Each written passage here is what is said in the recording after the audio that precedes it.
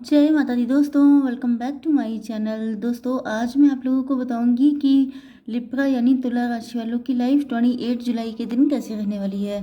तो चलिए दोस्तों स्टार्ट करते हैं। एंसेस्टर प्लीज़ मुझे बताइए कि लिब्रा की फैमिली लाइफ कैसे रहने वाली है 28 जुलाई के दिन।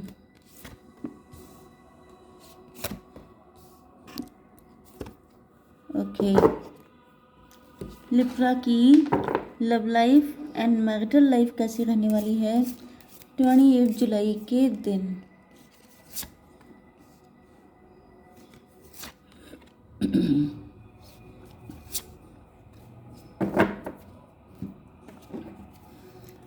यूनिवर्स, एंसेस्टर प्लीज़ मुझे गाइड कीजिए कि ये मैसेजेस क्यों आए हैं। चलिए जी, जो आ गया उसी को रख लिया। यूनिवर्स प्लीज़ मुझे गाइड कीजिए कि ये मैसेज क्यों आए हैं।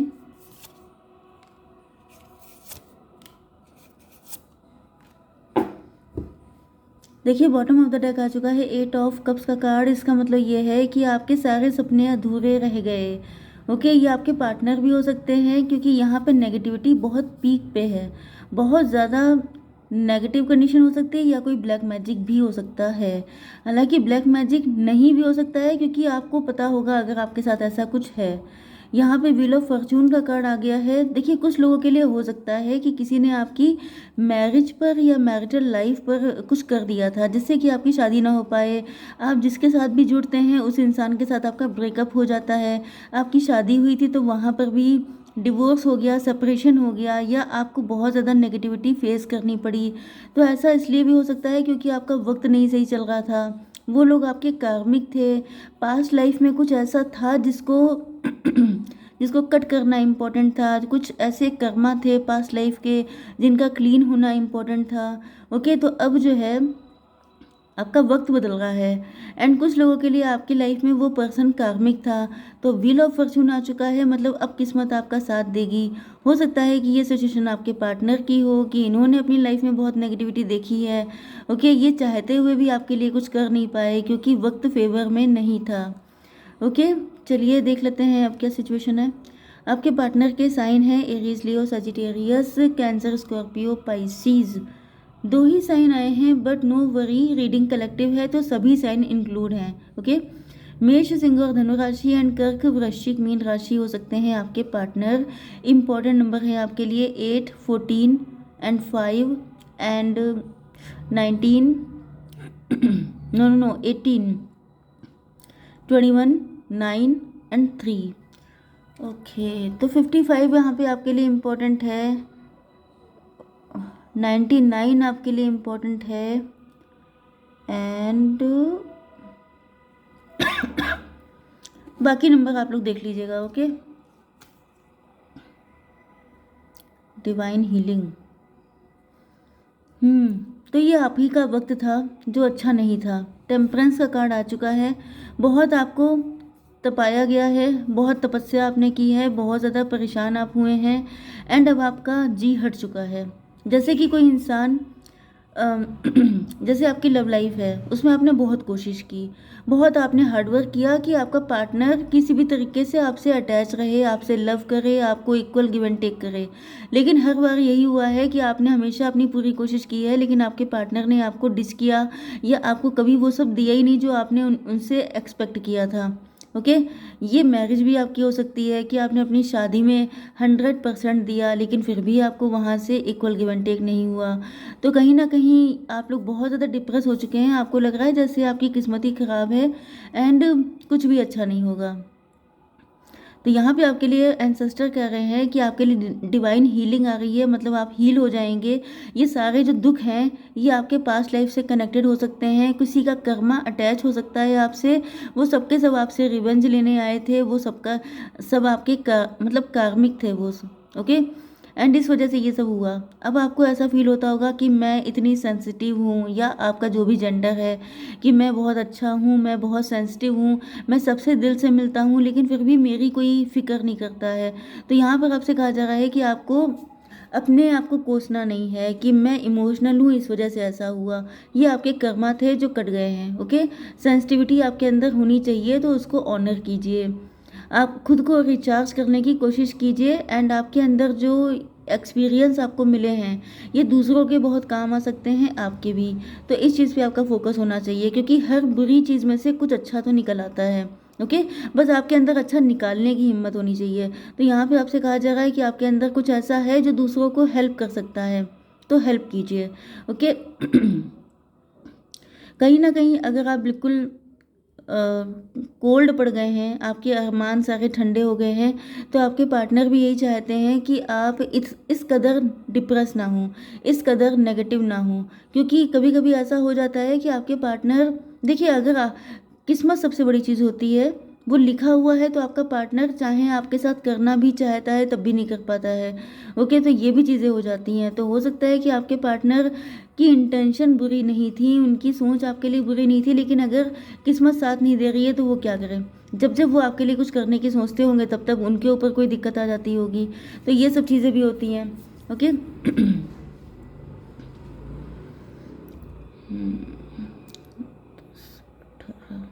नो नो, और ये हो गया 5 5। आपके पार्टनर आपके लिए एक्शन लेना चाहते हैं, लीड लेना चाहते हैं, क्योंकि यहाँ पे ये चाहते हैं कि अब आप डटे रहें। कहीं ना कहीं इनको लग रहा है कि जैसे अब आपका विश्वास खत्म हो रहा है इस रिलेशनशिप में, क्योंकि यहाँ सब कुछ बिखर चुका है।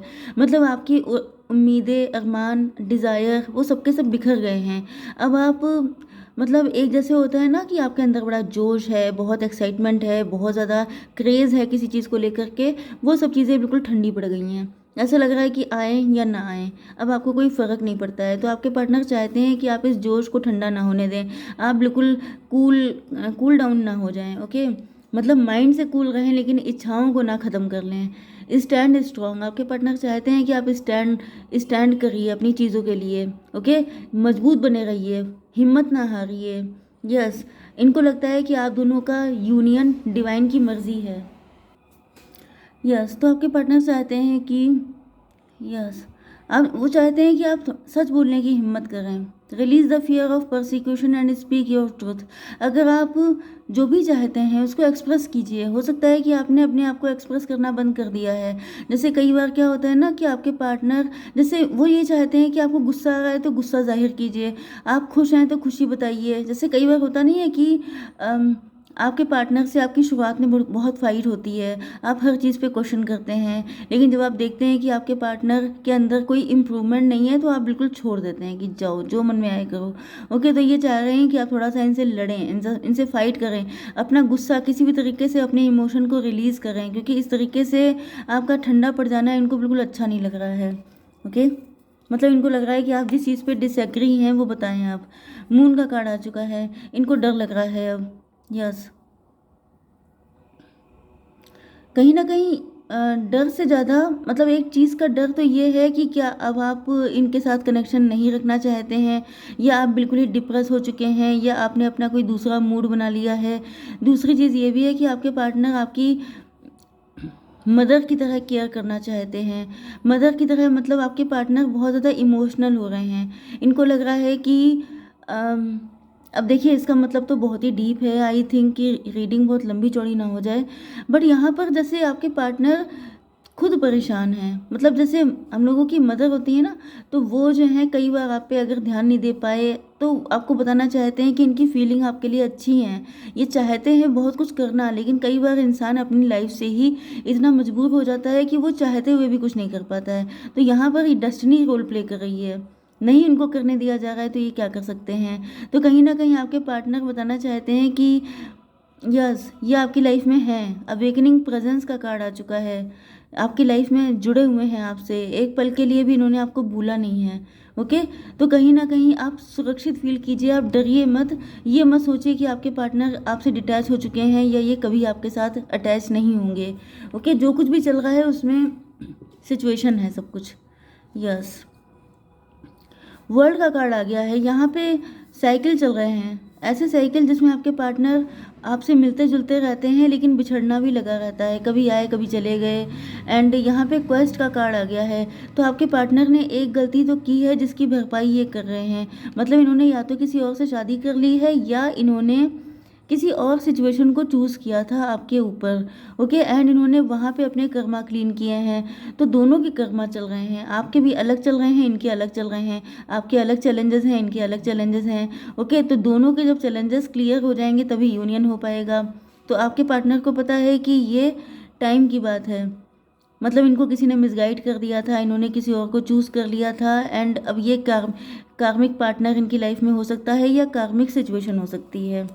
इस वक्त ये बहुत ज़्यादा डीप थिंकिंग में है। इनको लग रहा है कि जैसे सबसे ज़्यादा नुकसान अगर किसी का हुआ है तो इनका हुआ है, आपके पार्टनर का, क्योंकि यहाँ पे जो थर्ड पार्टी है वो बहुत ही फायरी, नेगेटिव एंड अब्यूज़िव है। दूसरी साइड में आप हैं जो आप बिल्कुल ठंडे पड़ गए हैं। तो इनको समझ में नहीं आ रहा है कि ये करें क्या। मतलब एक बिल्कुल हॉट है, हॉट मतलब हॉट टेम्पर्ड, ओके, दूसरा बिल्कुल कूल टेम्पर्ड है, इतना कि जाओ चले जाओ मत आओ। एंड दूसरा एक ऐसा है जो बिल्कुल छोड़ने को तैयार नहीं है, जो इनका जीना मुश्किल किए है। दूसरा है जो कह रहा है कि मुझे कोई मतलब ही नहीं है। तो अभी इतने परेशान है कि सर पे सर पे मोमबत्ती लेके घूम रहे हैं कि मैं करूं तो क्या करूं। मतलब इनकी खुद की मजबूरियां हैं। ये उधर बैलेंस बनाते हैं तो आप गुस्सा, आपको समझाते हैं तो ये गुस्सा। मतलब इनका क्या होगा। तो इन्होंने ऊपर तो चल चढ़ा लिया है कछुए की तरह, क्योंकि इधर से मार पड़ेगी तो सॉरी गाइस, मुझे पता नहीं क्यों हंसी आ रही है। कभी कभी ऐसा हो जाता है कि हंस लेने में कोई दिक्कत नहीं है। इसको ऑफेंडेड मत हो जाइएगा कि मैडम हम लोग की कंडीशन इतनी ख़राब है, आपको हंसी आ रही है। हंसी वसी नहीं आती है, लेकिन हर वक्त सैड होने का भी मन नहीं करता है। एक तो आप लोगों की एनर्जीज ऐसी होती हैं जिससे मेरा मूड अपसेट हो जाता है। ओके, तो यहाँ पर जो है मेन चीज़ ये है, मतलब क्या क्या हुआ करता है। इन्होंने चल चढ़ा लिया है कि इधर से पिटाई हो तब भी बच जाए, उधर से पिटाई हो तब भी बच जाए। एंड मोमबत्ती लगा के घूम रहे हैं कि कोई रास्ता इनको दिख जाए। आप ये सोचिए आप ये सोचिए कि आपकी कंडीशन इनसे लाख गुना अच्छी है कम से कम। आपको तो किस्मत की पड़ रही है, इनको तो दोनों तरफ की पड़ रही है, तो इनकी हालत ज़्यादा ख़राब है। ओके, थोड़ा सा मर्जी दिखाइए। ओके, यस, मेरा एम किसी को दुखी करने का नहीं है, तो प्लीज़ आप लोग ऐसे कमेंट मत कीजिएगा। ओके, कोई भी उल्टा सीधा कमेंट। यस, यहाँ पे वैनिटी का कार्ड आ गया है।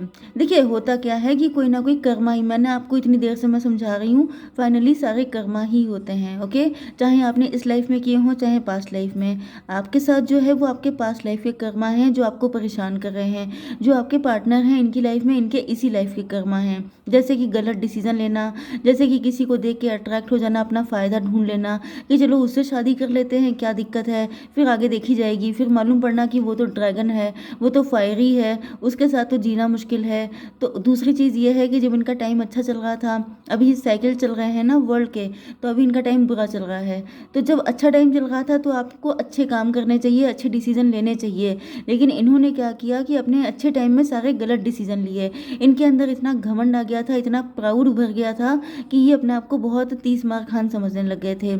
अब क्या हुआ है कि अब इनको लग रहा है कि ये लोगों को मुंह कैसे दिखाएं, जिनके सामने ये बड़ी बड़ी बातें मारते थे अब उनका सामना कैसे करेंगे। मतलब अगर ये अपनी रियलिटी सबको बता देते हैं कि भाई मैं अपनी पर्सनल लाइफ में खुश नहीं हूँ, मुझे किसी दूसरे पार्टनर की नीड है, तो यहाँ पे वही लोग इनको जो है ताना मारेंगे जिनके सामने ये बड़ी बड़ी बातें करते थे। तो कुछ चीज़ें ऐसी हो जाती हैं वो इंटेंशनली या अनइंटेंशनली जो आपके कर्मों पर बैड इफेक्ट डालती हैं। तो यहाँ पे टोटली जो कुछ चल रहा है वो सब कर्मा है। जब ये रिलीज़ हो जाएंगे, जब ये आपका वक्त सही आ जाएगा तो सारी चीज़ें ऑटोमेटिकली ठीक हो जाएंगी। लेकिन अभी तो कंडीशन फ़िलहाल बिल्कुल ठीक नहीं है। बड़े बड़े ऑब्स्टिकल हैं, बहुत ज़्यादा ट्रैप हैं। आपके पार्टनर पैसे के चक्कर में पड़ गए थे तो अब ये पैसों का ही सारा भुगतान कर रहे हैं। मतलब जैसे कई बार होता क्या है कि लोग पैसे के चक्कर में पड़ गए, बड़े बड़े लोगों से मिलना जुलना, लोन ले लेना, बहुत ज़्यादा EMI पे करना, तो ये अब इतने चक्करों में पड़े हुए हैं कि इनको लग रहा है कि बहुत चैलेंजेस हैं आपके साथ कनेक्ट होने में। एंड चैलेंजेस हैं भी, बट यहाँ पे फ्यूचर अच्छा है। लेकिन आपको भी आंखें खोल के चलना है, बिल्कुल आखिरी तक इनका वेट नहीं करना है। मैं तो आपसे यही कहती कहती हूँ कि 6 मंथ से ज़्यादा वेट मत करिए। लेकिन अगर आपको लगता है थोड़ा बहुत कि आपके पार्टनर आ सकते हैं, तो आप वेट थोड़ा सा ज़्यादा भी कर सकते हैं। Okay guys, so I hope so कि रीडिंग आपको पसंद आई होगी। Please do like, share and subscribe. जय माता दी।